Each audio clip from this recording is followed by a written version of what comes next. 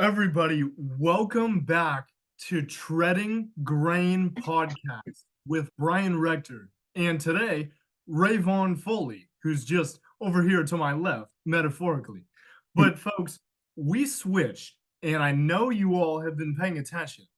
We switched from Confluence World Podcast to Treading Grain Podcast between our episode with Tiernan Shouty from Michigan State Hockey, and also, that was a joint episode with Sydney Burns from UC Davis women's basketball. That was a great episode and one that reaffirmed divine connections and the fact that underneath the cross of Christ, any type of connection and any type of overlap between groups of people and across geographical miles is possible. And that was really special because that united my hometown of Wilsonville, Oregon, to East Lansing, Michigan, and everything that's going on at Michigan State. So I loved that and I was proud of it. And that was episode 24. But now we're on episode 25 as we're all the way through, not quite, but nearing all the way through July and flipping the calendar to August. And we have my man, Rayvon Foley from Michigan State Wrestling. Now he's graduated Michigan State, and he is making moves that are significant for many reasons, including his impacts on community and his ability to share the gospel and to change and impact lives through the vessel that he used for many, many years on his own accord, which is wrestling. And I can't wait to get into this show because Rayvon is somebody who I heard speak on the Joe Des Hour with Joe DeVerns. That was, if I'm not mistaken, a year ago or so, maybe a year and a half, maybe 2 years. About a year. Okay, for sure. For sure. Thank you. It's been about a year. And I'm just so glad that we were able to connect and talk over some things and iron out some details. And now we're here speaking to you on Treading Grain Podcast. And before we get going, we made the move between Confluence World and Treading Grain. Treading Grain is a concept that was revealed to me when I was reading in 1 Timothy 5:17. Do not muzzle an ox, for he is treading out the grain, and the laborer deserves his wages. And for me, when I read that verse, I couldn't help but think that a common theme throughout each of the 25 or 24 back then episodes we had done was to be hard-nosed and to be persistent and to be working and climbing and ascending towards something. And whether that be your pursuit of Christ, whether that be your team chemistry, whether that be your physical training, your academics, whatever it is you're pursuing, it's key to hang on to it and to keep going and to rise through those trials and tribulations. So I was able to relate that back to the work that an ox does in a field where he is turning over the seeds and being able to build that field into something that it is, where it's reaping crops, right? And sowing those seeds. So that's kind of the concept behind the name change and the branding reevaluation.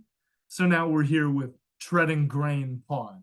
But without further ado, let me introduce Rayvon Foley, who was at Michigan State as a one-time All-American. That's a mistake I made. I said two-time, but I was politely corrected to one time from Ann Arbor, Michigan.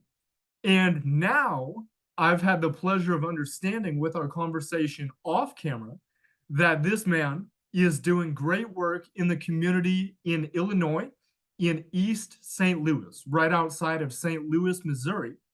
And Rayvon, take it away from right there. What would you like people to know before we get there? First off, Jesus is my king. He's my ruler. He's my savior. And from his direction and his guidance, I've been led here to East St. Louis to help the community and help them understand who Jesus is. And not only just to help them understand um the eternity the eternal life that they can have, but also the life that they can have right now, the life of abundance they can have right now. Because a lot of people in a city like East St. Louis, and even parts of St. Louis, there's a lot of people that don't have hope, that have a lack of faith, a lack of they don't have anything that they truly feel like gives them purpose in life. And our goal is to show them that Jesus can not only give them purpose in life, in the life after, but the life now, and that they can have some sort of joy and satisfaction in what they do every single day right now. So I just, my role. I mean, initially when I first came out here, I thought, man, I was gonna coach kids. I was gonna be around kids all the time. But when I got out here, the job, um, the basically what they started asking me to do was not only to like help the kids, but to also get involved with more community outreach. And that's what adults. It can sometimes be with kids, but it's more so on the side of educating people and teaching them how to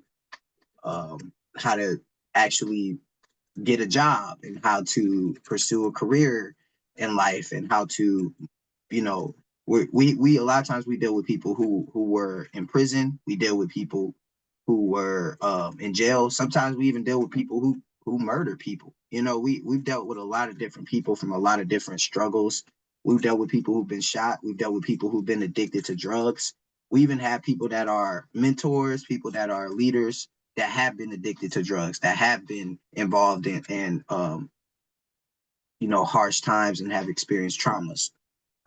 So I feel like my role has changed and evolved over time, and a lot of things I didn't expect, and a lot of things I was just caught off guard. I was like, man, like they're asking me to do this, and it was like, this is what's gonna help, you know. And what I've learned is, if I really want to help the kids, I have to help try to change the environment that these kids live in. Mm. It can't just be uh helping the kids and just getting them um to advance in life. Because I think about this, like, if I just help the kid, right, get him or her an education, get them to graduate, and then they leave East St. Louis, there's still going to be another kid right behind them that's going through the same stuff. And that's because the community that they're in hasn't changed. The people that are in the community haven't changed.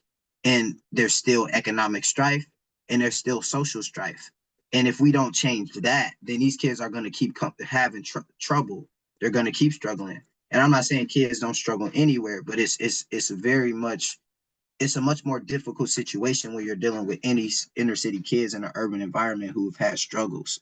Mm. And um, and from speaking from my own experience, I struggled when I was a kid. I grew up, you know, with just my mom, who had to kind of take care of everything. I didn't really have a dad early on in my life. My brother was there for me. And so he kind of took me under his wing and looked out for me. That's how I ended up getting into wrestling, you know. And he had the foresight to get me involved in wrestling so that it could keep me out of trouble. Because some of the guys I was hanging out with, they was knuckleheads, So it's my goal is to like try to help, just at least try to get some of these kids to understand that there's more to life. You don't need to go out and hang out and do stupid stuff to be cool, or to have fun, and to enjoy life. And the word talks about that, like not pursuing the flesh, not pursuing fleshly desires. And these kids don't necessarily understand those concepts, but they they know that from right and wrong. They know we all have a moral compass. We know what's right and what's wrong. But when all you see is wrong, um, that's you're gonna probably just think that that's right. You know what I mean? When all you see is bad, you're gonna think bad is good. And so that's what we're dealing with. We have a lot of people here, not just the kids, but we have a lot of people. Some of these people, they are still in an infant mind state, even though they're adults, because they been trapped in this thought process that they had to have to develop in order to survive in this community. They develop, okay, I have to sell drugs. I have to act tough. I have to get involved with, with gangs. And they think that that's what they have to do in order for them to survive, in order to be cool, in order to get girls. They think that that's what they have to do. And so when you grow up in an environment like this, you just see this constant cycle. Everybody's in this cycle. Um, and so we're trying to help break that cycle. And some people, man, you just can't help them. It's just I've been here for a long time, and there's people that have been in the program um and I kind of forgot to name it. Our program, Lands Down Up. They've been in the program for years, or they've been in it for a couple months, and then they leave, or they quit, or they show up for a couple days and they leave, because we challenge them. We push them to be better. We don't Mm, just settle for the bare minimum. We're not mm, just gonna let them just show up to work late and just be like, it's cool. You know, we give them grace. We pull them in, because we are a Christian organization. We pull them in and we have conversations with them and we mentor them. But at the end of the day, if they continue to make the same mistakes, then we kind of have to give them a little bit of the real world. And that's how we're gonna help these people change. One of my mentors slash bosses, I wouldn't even say we have really bosses here. It's more like mentors, but he's a director of operations. No, the director of administration.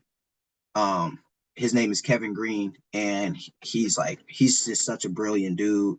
Uh, just like been such a helpful person for me, helped me kind of just taught me a lot. And one thing he said, we can change the community in East St. Louis. We can give people money, a good job. We can rebuild and beautify the entire city, get rid of all the broken down homes, the debris on the streets, the trash on the streets. We can get rid of all that. But if we don't change the mind and the mentality of the people here, then it's gonna end up right back to where it was. And that's like, man, when I heard that, I was like, wow, it's true. Because if you don't change people's minds and hearts, they're just going to still do the same things. They're going to continue to in that cycle I talked about. And so just to, I know it was long winded, but our mission is to help change these people one person or one property at a time. If we don't do that, one person, one property at a time, challenging them, giving a good balance of tough love, but also showing them grace, showing them that mercy that God shows us. If we don't do that, then things won't change. yes. Yes, absolutely. And I think thank you first off. Like, yes, was that long-winded? It was. But so many valuable points that I and anyone who listens can take away from what you just mentioned. I would say one that kind of struck me is that a lot of what you spoke about within your organization, Lands Down Up, reminds me of an organization that my roommate works for here in Lansing, Michigan, actually, a homeless shelter in downtown Lansing, where they too are Christian rooted and take the same stance in terms of employing discipline and making sure that people are not let to run freely, or have kind of operate under their own volition. Like, no, there is a routine, there is a parameter, there are guidelines that you must adhere to, Mm-hmm. because that mindset change is and that attitude change, which leads and propels the behavior, is the only way that the trend is going to be reversed. So when you spoke on that, I heard that entirely. But I had a question for you that came out of everything you said, which is if you had to guess, what is the number of people that you see in the city that has been reached by the gospel and has heard the good news? If you had to look at that in kind of a numerical way. Uh, I think Jesus makes that very clear that we're not supposed to be focused on that. So if I and that is a struggle, and that I really struggled with him when I first got here. Like, am I really reaching these people, God? Like, and sometimes I get angry with God, like, dude, like, I'm out here, I'm doing your work, and I'm serving your purpose, right? Like, you put it on my heart to come out here to help this community. I've overcome things that some of these kids has overcome. I've had success. I've done this through your grace, through your mercy. How come they're not seeing it? How come these adults aren't seeing that there's more to it than this? So I've battled with that. Um, but I would say, my focus is just to do the labor, and um it the God what it's funny you mentioned this because I had a conversation. I have millions of conversations about this, but Mark Messenmacher, the guy who started this organization, like I said, he just strong believer. But he sat me down. He was like, we had like a little breakfast after church. And he was like, um, we do the output, we do the input and the output, but God gets the results. We can't focus on everything, like getting the actual result. God decides who wants to come to his kingdom. God makes that determination. So I can't focus on how many people I get, because God gonna lead the 99 to get to the one. And I probably won't even see when that person gives their life to the Lord. I probably won't see, you know. I've seen people that I've had conversations with, like at school, and I've had small little conversations with them about God, and I knew that they weren't a believer. And next thing you know, I see an Instagram post, Jesus is my Lord and Savior. I see, them getting married. I see them, posting Bible verses that they're in church. I see stuff like that. And then you had a conversation with somebody, you told them, and they're like, oh, I'm gonna start doing it. And then you see them online, drinking, partying, doing, like doing what they doing, going back to their old ways. And it's not us for us to determine that. My goal is to just focus on what he's doing. And it's really ultimately about him anyway, our relationship with him. As much as we want to spread a relationship to him, with him to other people, it's also about our relationship with him, our personal relationship with him. Um, and that's what we have to focus on, you know. Absolutely. Mm-hmm. Absolutely. And I think that's so important. That's so important. That concept of, because of course it exists, right? The idea of winning souls, right? And leading people to the kingdom. But Yeah. as you said eloquently, is like the idea that you can lead a horse to water per se, but you can't make it drink, right? And it's this idea that you can continue to work to soften hearts. But as you said, when it comes down to it, judgment day occurs, and the one and only sovereign over that decision is our Lord and Savior. Mm-hmm. And I think like that was really well phrased. And I appreciate you for sharing that. Mm-hmm. Because I hadn't heard it quite that way. So that was really cool to hear. Yeah. But I know another piece to what you do, Rayvon, is that you're using a little bit of the platform that you had at Michigan State and Yeah. the skills that you developed in the sport of wrestling as a coach as well.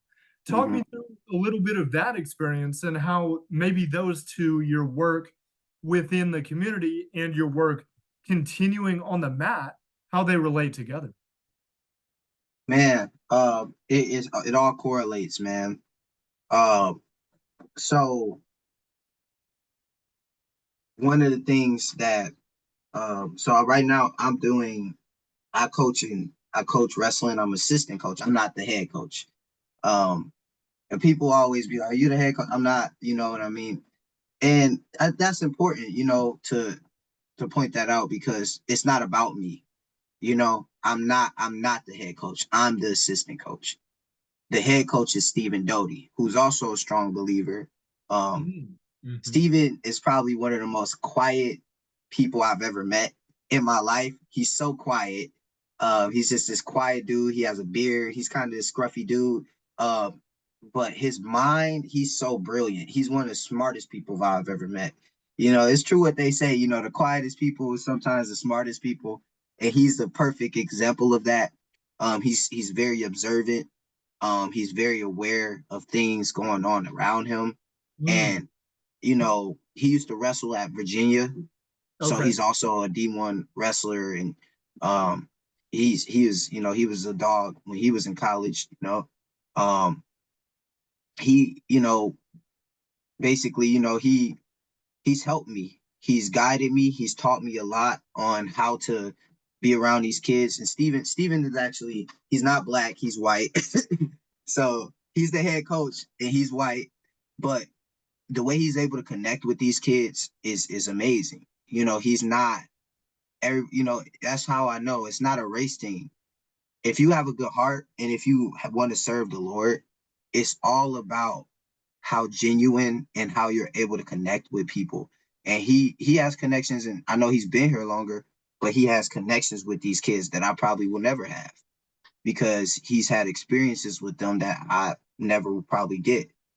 So um, like I said, he just his mindset, the way he carries himself. I've learned a lot from him, and we've worked together and tried to show these kids through our actions and through just giving them Bible verses every day, praying with them. How it's about wrestling is important. Wrestling is valuable, but it's not everything, you know. So yeah, that's my biggest mission is to kind of like guide them through the sport of wrestling. You can still have success in wrestling and serve God, you know. And I was one example is there was a kid that wrestled at this school called Altoff. Another high school. Um, it's not very far from East St. Louis. It's in Belleville, which is like there is a Belleville, Illinois, by the way, which is funny because there's a Belleville, Michigan. So when I moved out here, I was like, man, like there's a Belleville. I actually lived in Belleville for a little bit before I moved to to my new place right now. But yeah, anyway, like it's a school out there called Altoff, and it's a private school, it's a Catholic school. But there was a guy that went there and he became a state champ. And there was literally an interview with him, and he's like, I just want to thank God, I just want to thank Jesus. He's giving me the strength. And he just kept praising the Lord the whole time.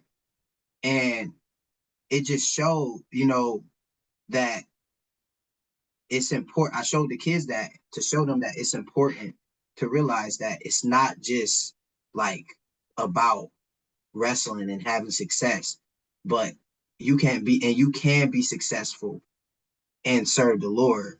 People think in order to be a good wrestler or in order to be good at sports, you gotta get mad, you gotta get angry, you gotta get your adrenaline up and get your energy up, and it's all about you and what you can do. And it's like I used to think like that too, but the reality is, it's like that's not necessarily gonna always lead you to success. Now there are people that become successful by doing that, but I also think that there is damages that come with living that type of mindset, that lifestyle of like It's all about me. It's what I can do and what I can get out of it. And if I just work hard, it's just gonna happen. And it's like, well, what happens when you get hurt? Things don't go right. You don't win all the time. Things aren't going well. What happens then? Wrestling is everything. Wrestling saved your life. Wrestling did all this, but like wrestling couldn't fulfill you.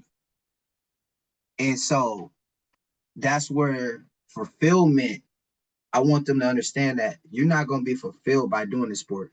You're gonna have little moments of satisfaction. You're gonna get your hand raised and it's gonna be but then that time gonna pass.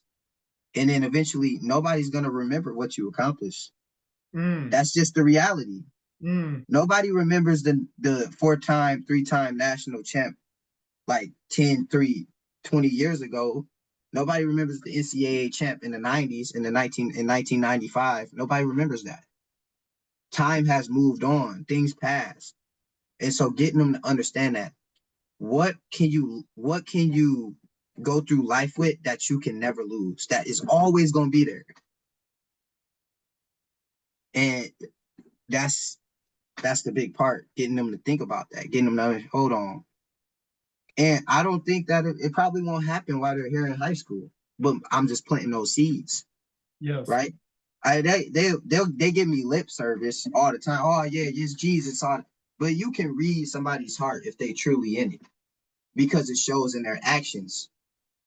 And then knowing the kids personally, I know what they do outside of just the room, outside of training. So I'm like, okay, you tell me this, but then you do this. So I know you're not necessarily understanding what I'm saying. But it's also hard for them because they're in high school and they're so young and they're living in an environment where it's really hard when you walk out, like I said, and all you see is bad. How can you see good when all you see is bad? That's why it's important for us to plant these seeds in these kids. So at least when they get in a real tough situation, when they walk outside, they'll have some tools to actually compartmentalize and figure out, okay, how can I deal with this without putting myself in a compromising position and still be able to like kind of survive, right? Because that's all you hear is I need to survive. I, you know, I gotta be careful when I walk around here. I can't go that way. I can't do this. I can't do that. Yeah, I hear what you're saying, Coach Ray, but like you not like here, you're not seeing what I'm seeing. But I'm like, I understand what you're saying, but I'm teaching you that there's ways to maneuver. Because I've dealt with similar stuff. I've dealt with people who was tripping, who was picking on me, who wanted to fight me. I've dealt with all that. So I'm gonna tell you this is how you handle it. So it's about being a follower and being a disciple. And we gotta teach them how to be disciples. We gotta lead them into discipleship.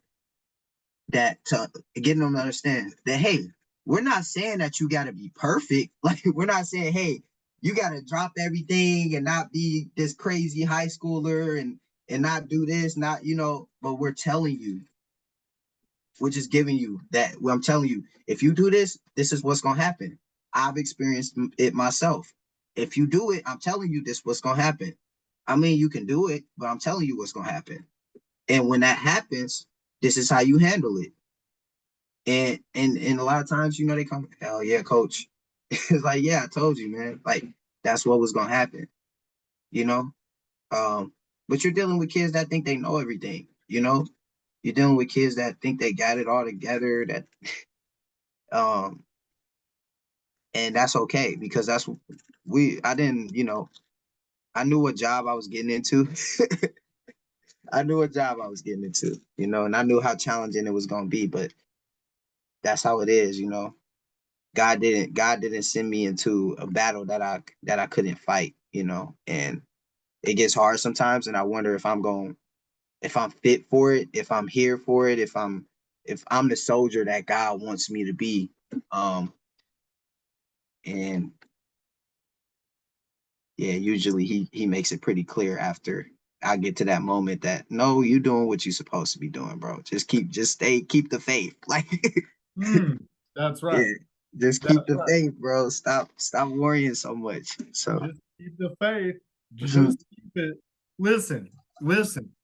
there were so many good things that you just said. So I want to unpack in parts and see what we can get to.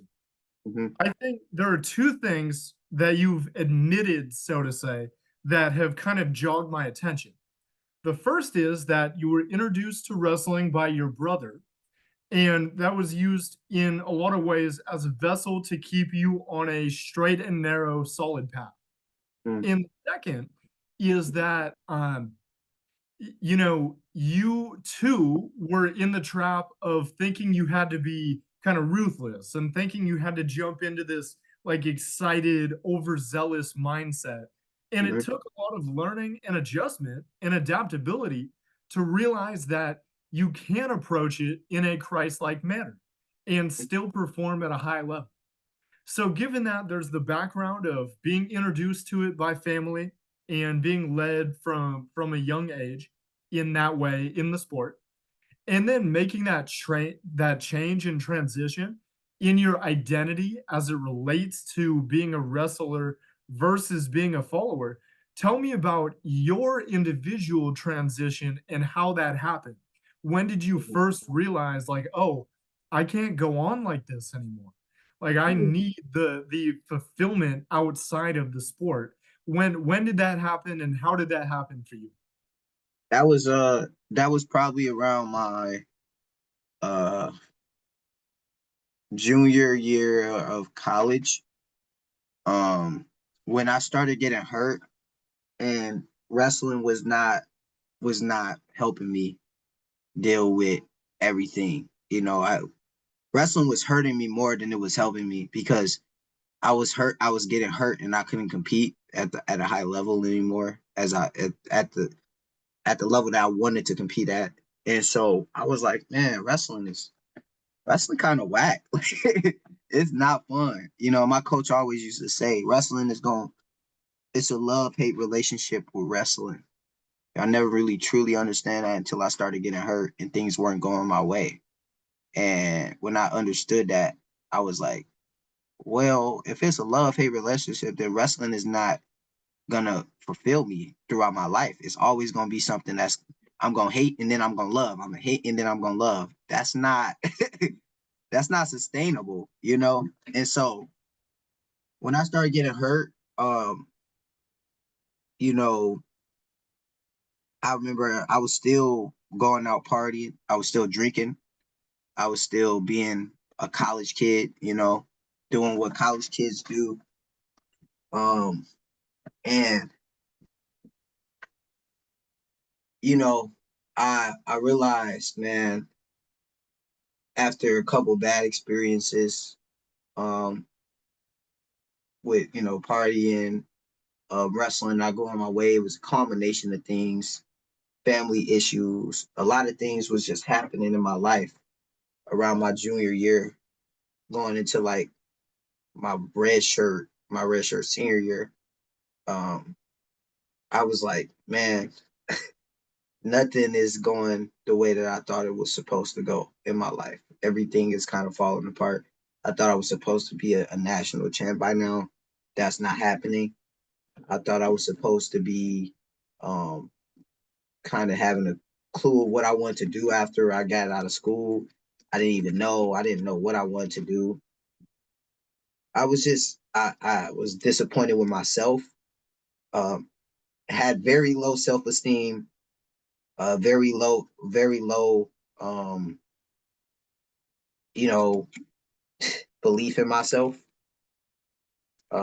And I had battled with suicidal thoughts.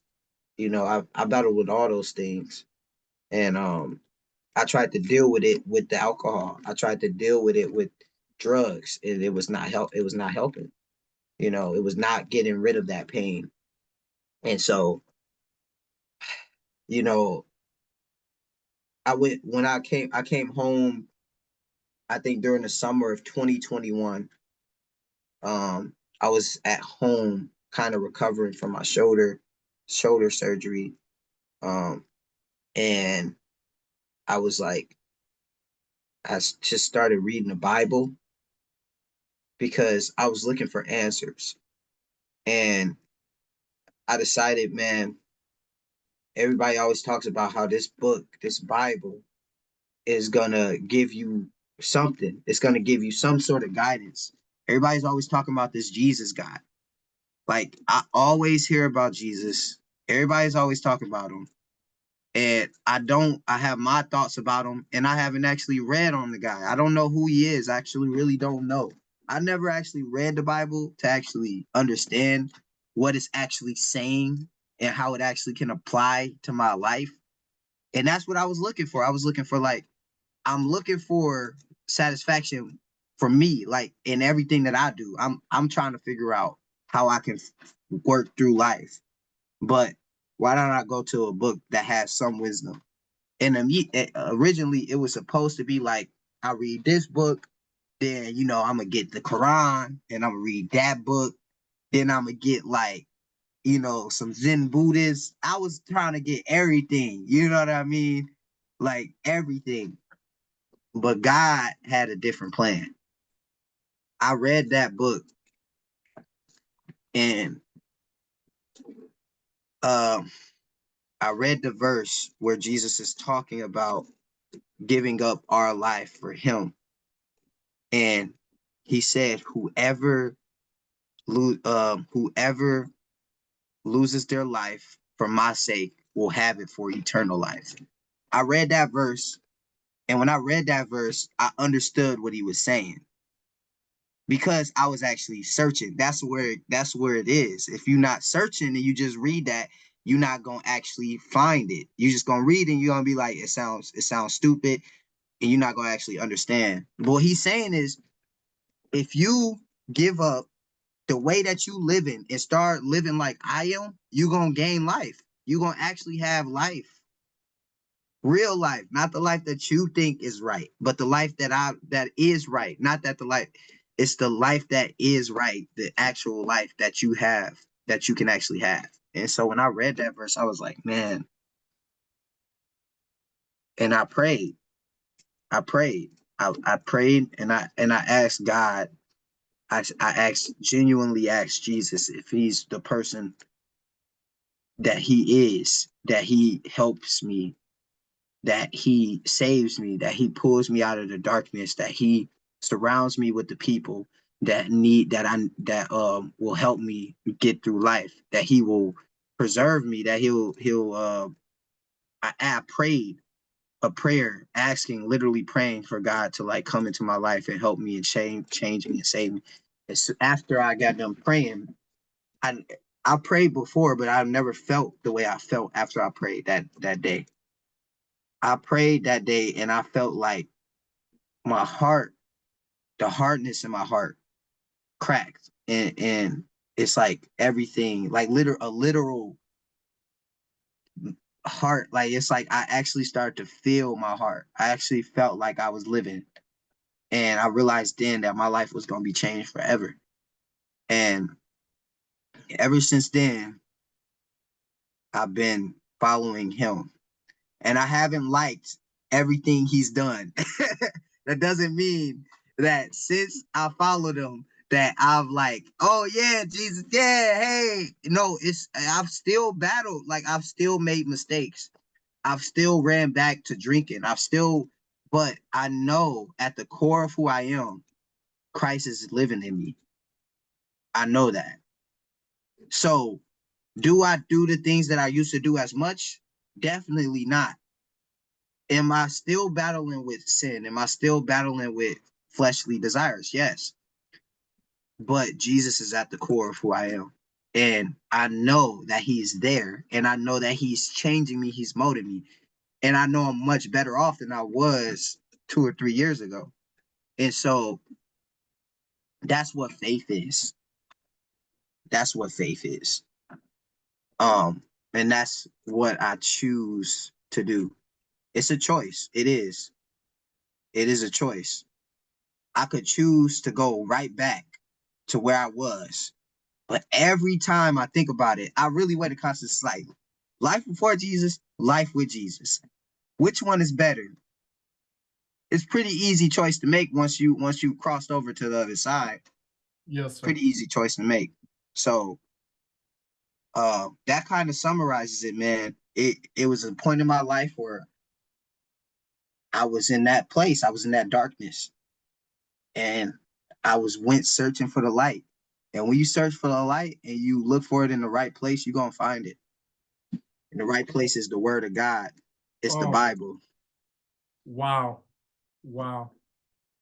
If you look for it in the right place, you're going to find it. That is unbelievable, Rayvon. Thank you for sharing. Yeah. Thank you. Wow. I feel this is exactly why I was excited to sit here and have this conversation because, there's something about even, and I know social media is hard to read, it's a facade, it's kind of fake. People like to say, but I was looking through your stuff and some of your, captions and clips and all that, and I was like, oh man, I just have to talk to this guy. And everything that we've been speaking about has reaffirmed them. And once again, thank you for being here and being willing to expel what you've learned and how you've grown. I so appreciate it. I really do. Thank you, man. I appreciate the fact that God orchestrated all this. Like this is encouraging for me. And recently I've had a lot of encouraging moments because I've been struggling recently with the work.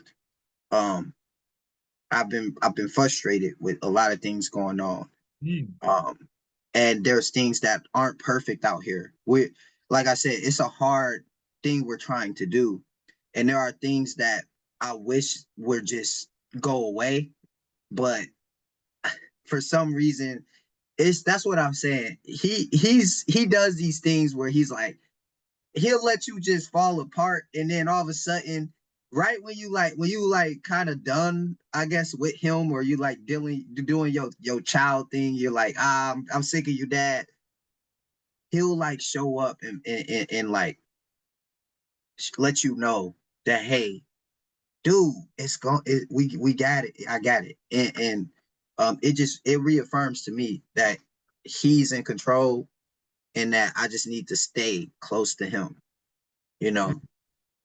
And like I said, the flesh and the adversary are gonna come at you. That's how it is. You're gonna have that temptation to drift off and to go back to the old ways. And I'm not even saying since I've been here that I've been completely perfect, you know, but it it's different when you're doing work where you have to kind of um stay on the right path, because I got a lot of people, um not just at work, but even my family. I got a lot of people that are looking to me. And if I'm not a light, if I'm not the salt of the earth, if I'm not the salt of the world, I can't preserve anybody. I have to be able to preserve people. Jesus causes me to be salt. He calls us to be salt. He calls us to preserve people. He calls us um to realize that we're part of his plan that we don't understand. We're part of his plan that we don't understand. But it's gonna lead to something, man. It's gonna have something for us. But when we just sitting there going through the suffering and the pain, it's like, I don't know. But every time when I'm literally about to say, Lord, you lying to me, he shows me his truth. He says, I'm not lying. I'm not lying. I'm just it's little bit by bit. It's little, I'm inching you there. It's getting there. I'm not lying. Uh,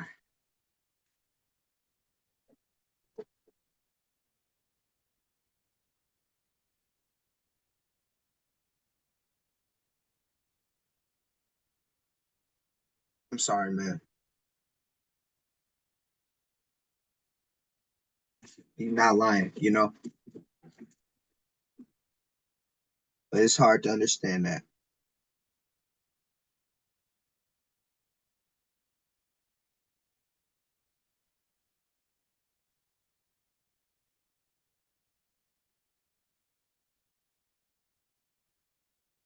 Man, I'm trying not to cry. I'm trying not to. Like I said, he I know he loves me, but it's those moments where I'm doing what I'm doing and I'm like, man, Lord, Lord, man,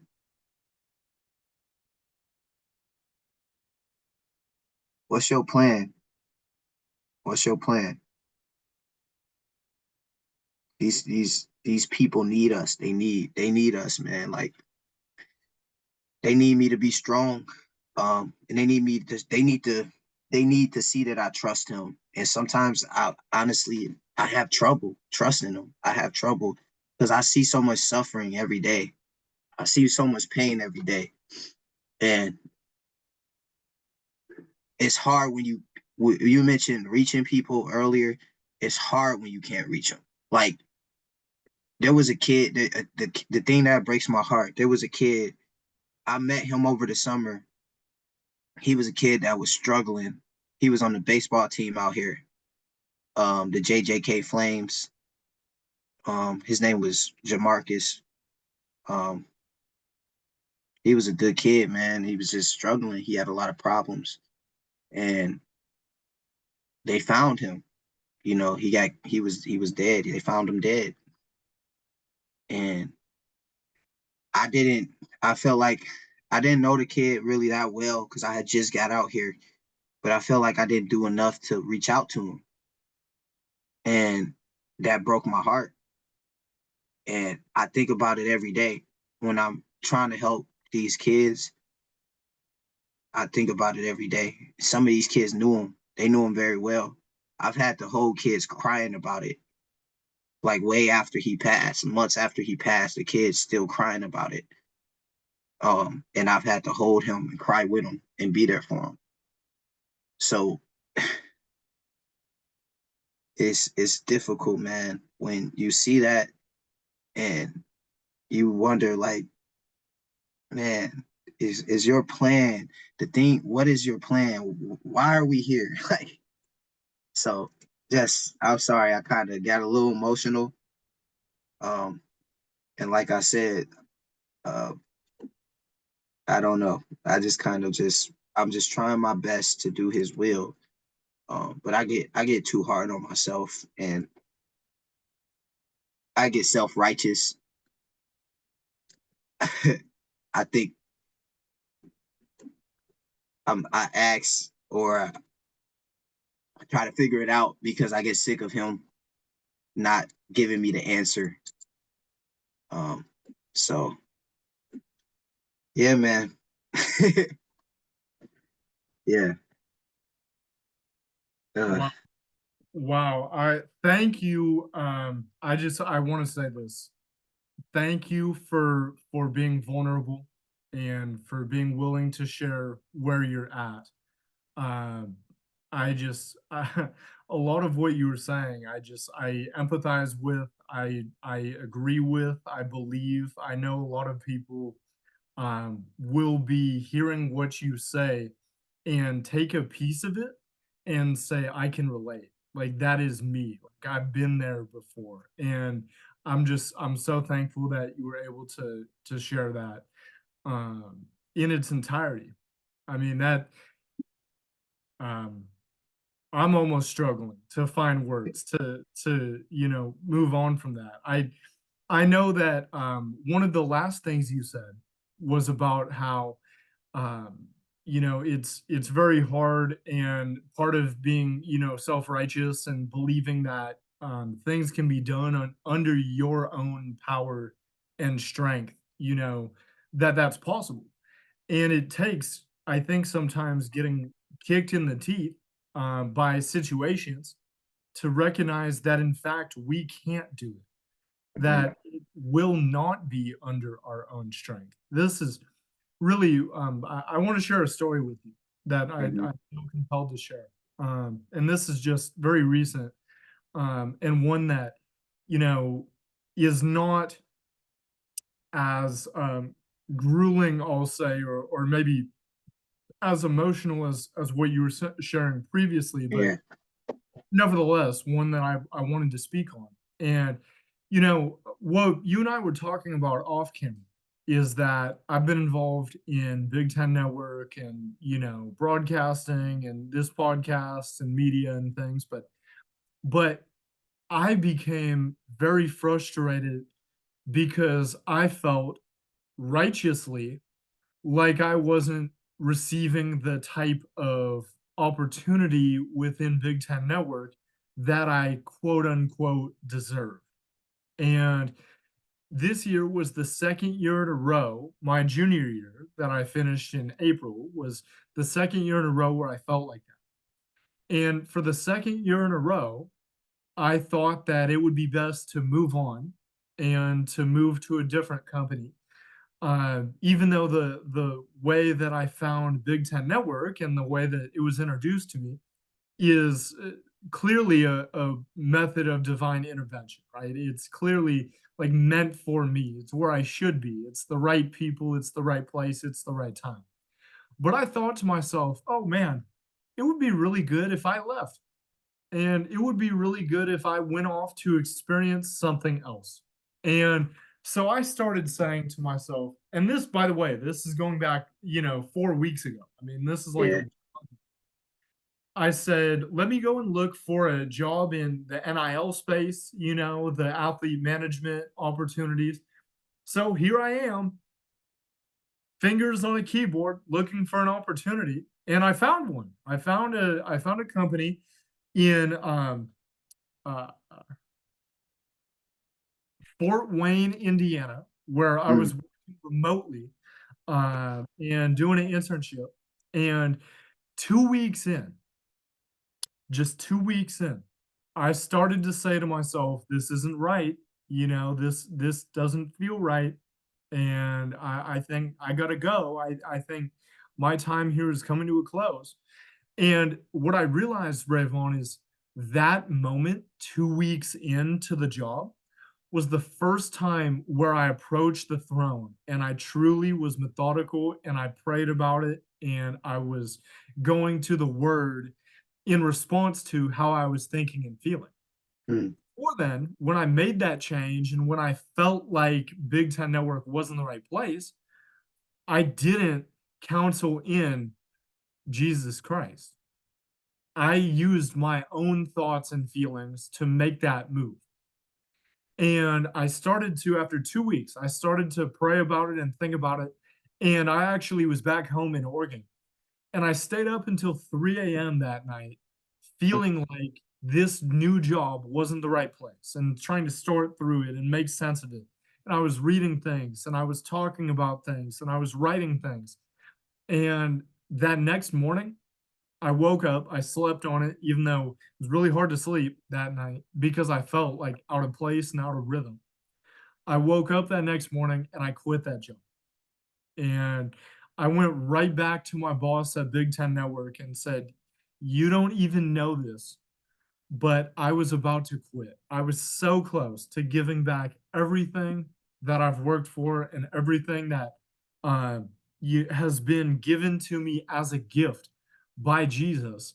mm, And I was fractionally off of throwing that away and mm. saying, I need to go somewhere else with my last year." And, I am so fortunate that I was put in a situation where it allowed me to rethink and to seek his guidance and wisdom and counsel.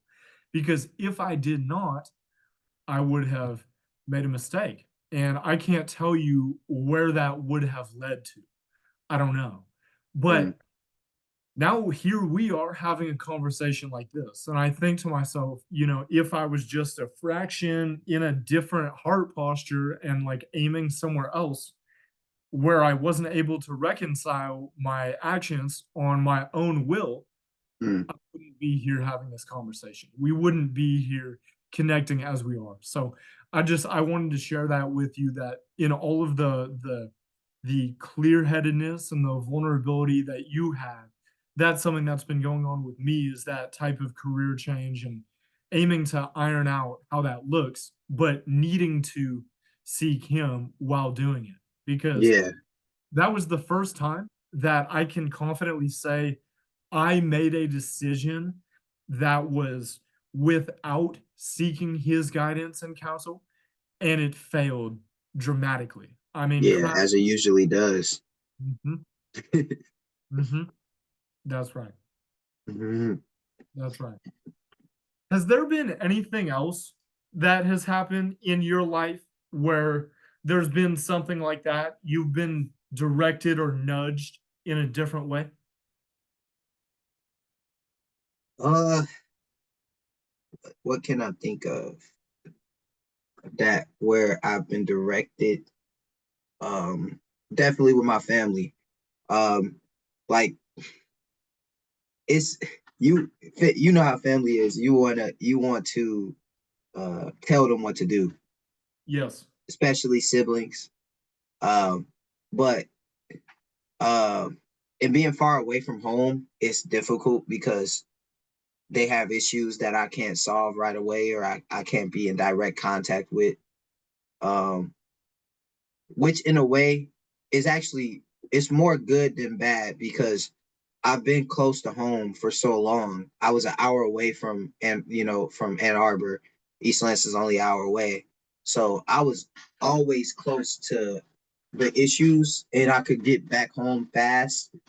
I could go see my family like that and just be like, okay, and try to play hero. I can't really do that now. Like I can't. So um I have to let God handle and protect and guide my family. Mm, Um, like this past weekend, I actually just turned 25 on this past Sunday. man, happy Yeah, birthday. Happy thank you, birthday. thank you. Yes, sir. Uh, we were driving all the way back. We were on the bus all the way back from Fargo, North Dakota. Mhm. So it was like an 11-hour drive, and we were only like 2 hours away from Champaign, Illinois, which is where the University of Illinois is. And that's actually where we did our training camp before we went to Fargo for the national tournament. I see. Um, so we got back and I had my van parked there or whatever. On my way there on the trip, um, my mom called me up and we had like a very long conversation. But at the beginning of the conversation, she says, "Hey Ray, I went to church because you couldn't go to church, and I just wanted to go to church because I know that uh, you couldn't be there, and I wanted to go for you since it's your birthday." And she said, "I'm in the, I'm filled with so much of the spirit right now, and I'm just in a good space." And I was just like, I'm so happy, mom. Like, I'm so happy that you're there, like you in that space.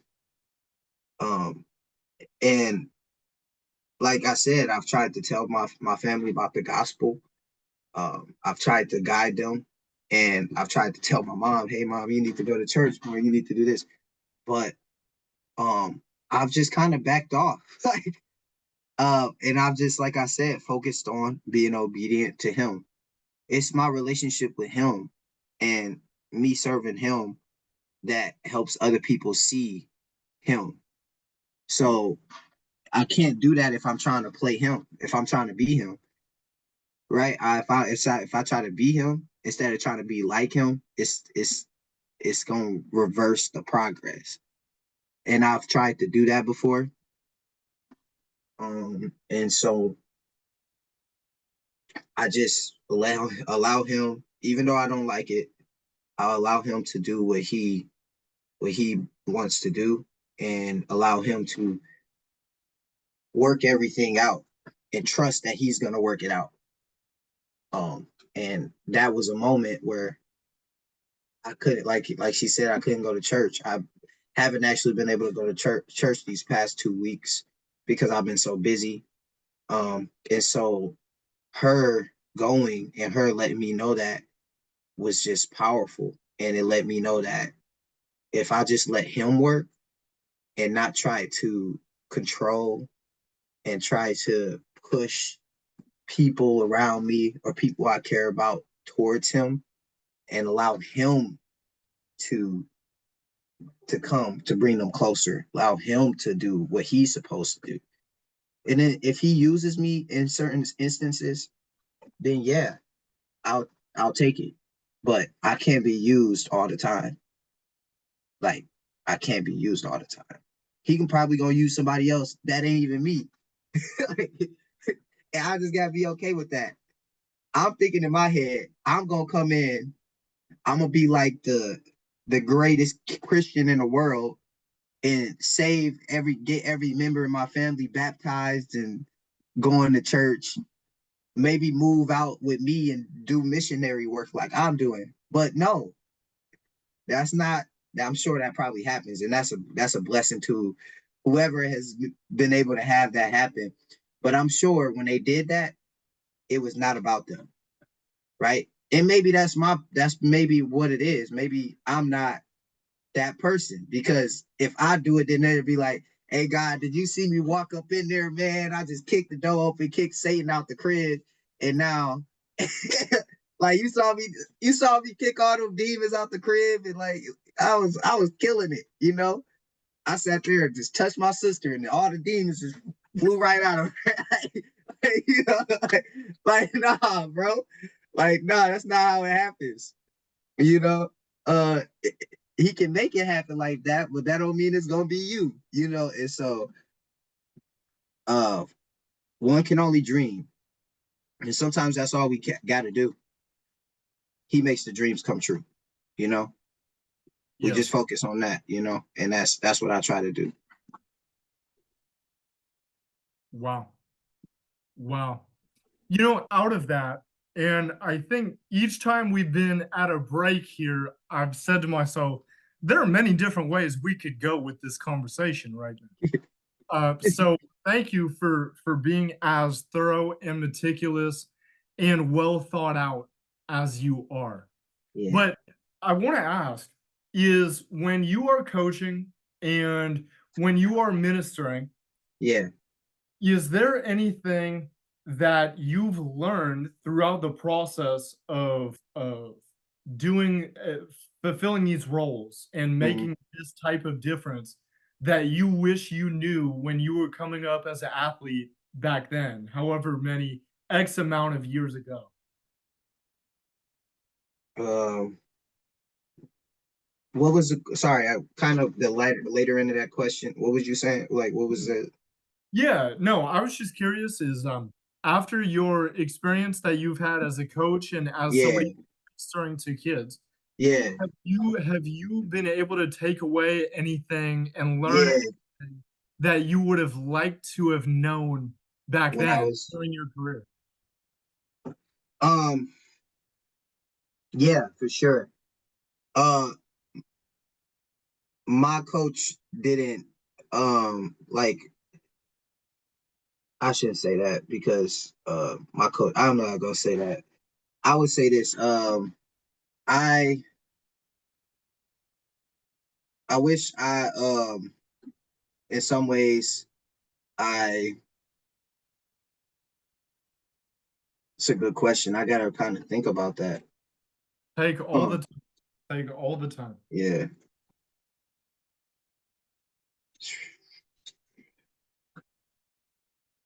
Yeah, I mean the main thing I was saying earlier was that not everything wrestling ain't going it's not going to fulfill you. It's not going to ultimately fulfill you.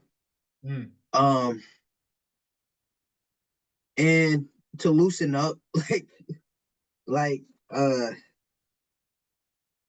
I had a hard time with being, well, it was hard for me to, but with just being a kid, giving myself a break. Uh I think it's hard to do that, like I said, when you think wrestling is your fulfillment. You know, if I had somebody to kind of take me away from just wrestling, um, and to, yeah, show me Christ, but also, bro, Christ isn't just going to church. Because when I was going through high school, that's all I kind of thought Jesus was. You went to church, and I didn't have a genuine, like, I wasn't reading the Bible. I wasn't. actually like pursuing a relationship with him. But it was hard for me too because I thought Jesus was like kind of boring. I didn't think he was like fun. I didn't think he was cool. Um, and I didn't do a lot of cool things. For me, life was kind of like wrestling and just going to school. And I think if I could have had more perspectives, if I could have had an understanding that you can have a good balance of fun, you can have a good balance of like, I didn't have really many close friends in high school. I don't think I really had a close friend in high school because I did a good job of getting people to like me, but I didn't do a good job of getting people to know me. You know, it was a face, it was a facade, because I didn't want people to know much about me. Like I didn't have friends come over to my house because I didn't want them to come over to my house. I didn't Mm, want them to come hang out with me. I didn't want them to be around me because I had a lot of things I was dealing with that I didn't want people to see. I didn't want people to see the pain I was dealing with, the problems I was dealing with. So I kind of kept things surface level. You knew me as a wrestler and you knew me as Rayvon, and that's all you're gonna know, right? And so I wish I would have been more. I think it probably would have kept me from a lot of if I would have opened up a lot more and did some healing. And actually have been honest. I didn't know how to be honest with myself. I always hid things for sure. So and that's why I try to tell these kids, man, you have to let us know. You gotta let us know what's going on. Cause I held stuff in and I didn't let people know certain things. Um and that was not good. It wasn't good because I felt the ramifications later on in my life. That's what happens. Stuff builds up over time. Like it doesn't just go away. So mm, mm.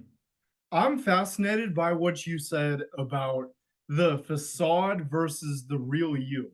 And the reason I say that is I happen to know that there's one experience that you had during college at Ultimate Training Camp with Michigan State AIA that doesn't allow you to put up a facade from everything I've heard. I've heard that it's one of the most like momentous, perspective shaping and relationship building experiences that you can have.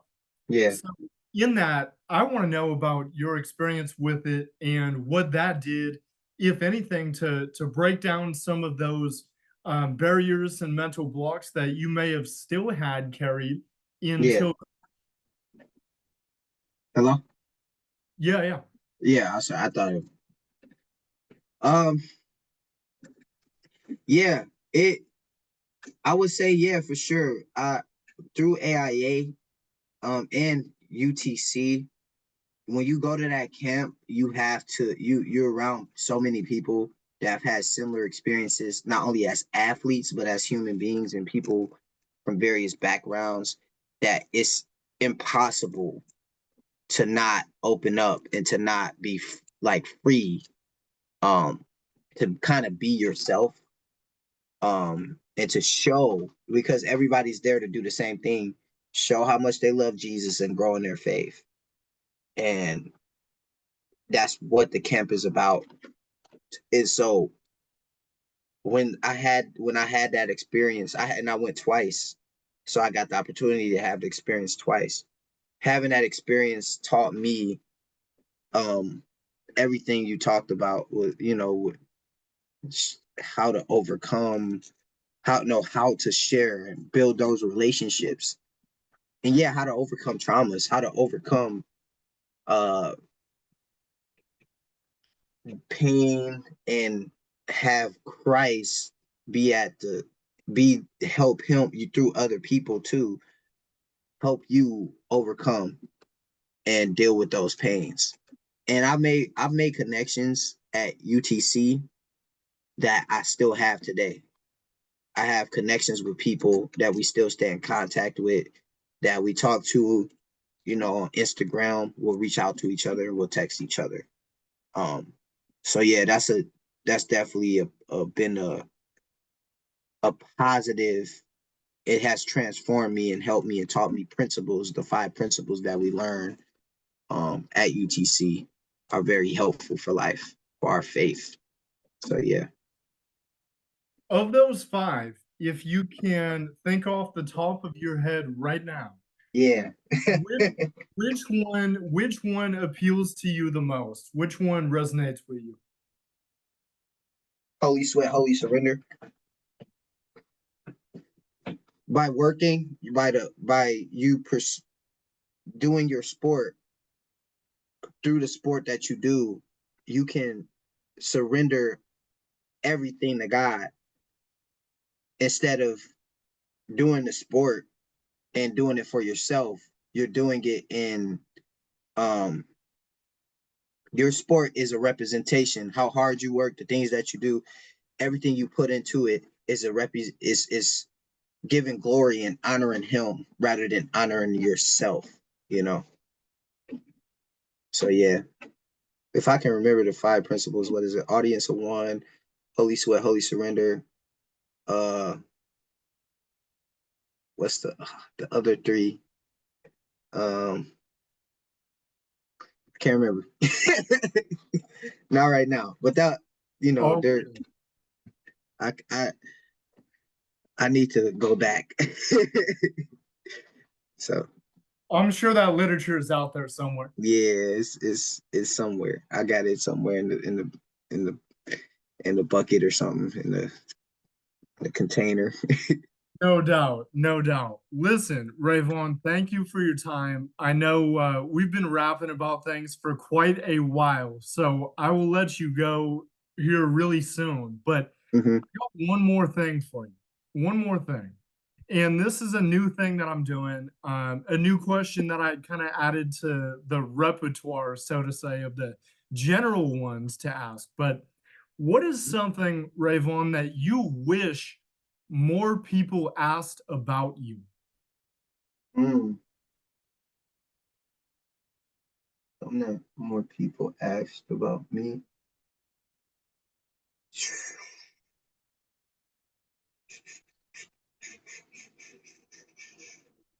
Um, I guess like what what um what kind of music I like? Cause I love music.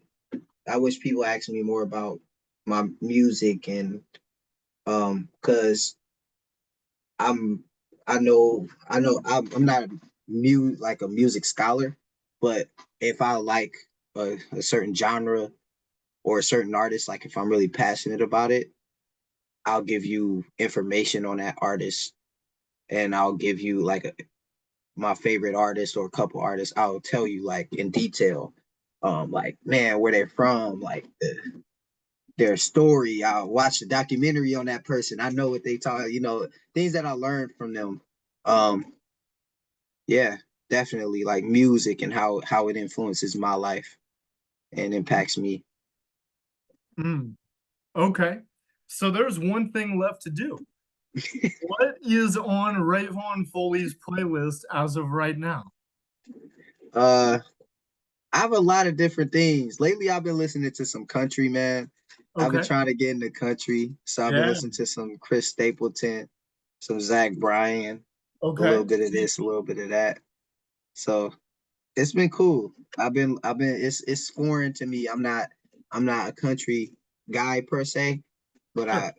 I could become one over time. And um I'm like I said, I'm open to different music. And um yeah, I've been listening to Heading South a lot by Chris Stapleton. Great song. That's a good song. I gotta keep getting into it though. But yeah, that's one genre I've been listening to. Um, on a regular though, I listen to, a lot of different artists. Like I listen to a singer. Her name is Cleo Soul. She's a really good R&B artist. On the Christian side of things, I listen to Halvey. I listen to Indie Tribe. Uh, I just love music, man. I could go into detail. Well, yeah, country right now. I've been listening to some country. Absolutely. Hmm. Absolutely. Well, you know, I gotta say it. I gotta say it. That actually, no, no, no, no. One more thing. I was going to say that would do it, but no, I can't leave it like that. Uh, Question for We you. got more. Yeah, that's It's right. getting pretty late, man. It's 9:12 over here. That's right. It's 10:12 here. Let me ask, how can people connect with you if they so choose and if they want to hear more or see more about what you're up to? Like how you did, you DM me on Instagram. Uh, you uh, you can email me. Um, I guess you can like, I don't know. I my email's on my Instagram, so you could just pull it up on there. And I don't know if my number's on there. I don't think I put that up there. That's probably a little too much, but Yeah, yeah, but yeah. if you email me or DM me on Instagram, then you can get my number and then we can talk and all that. But I'm always willing to share my life story and things I've dealt with and things I'm currently dealing with.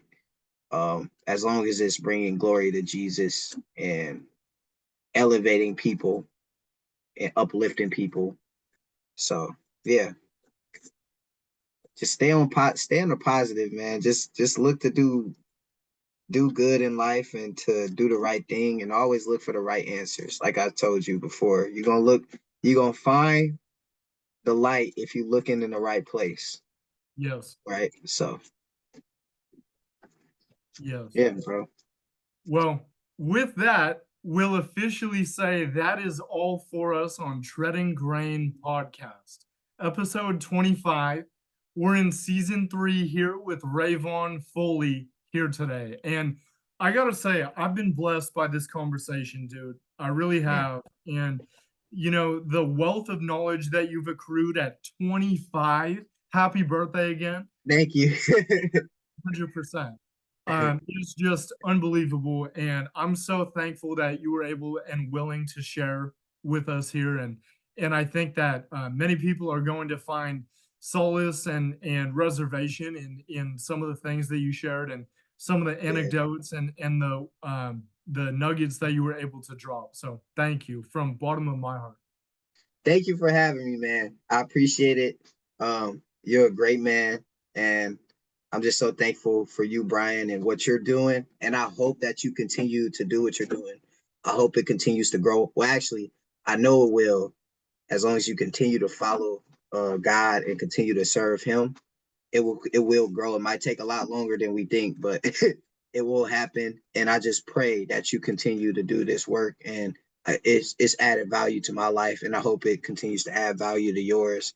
Um, and you go further and further, and you keep growing, and maybe we'll see each other again down the line. I mean, Uh, you might be in St. Louis, man. So if you come to St. Louis, maybe we can link up, man. I'll take you to some cool places I know. 100%. Yeah. 100%. I would love that. Well, folks, thank you for tuning in. A new look show with Rayvon Foley. And hope you guys got as much out of this show that I just did. And Yep. have a great morning, afternoon, or evening, All wherever you may be. And we'll talk soon. right. Amen. See y'all.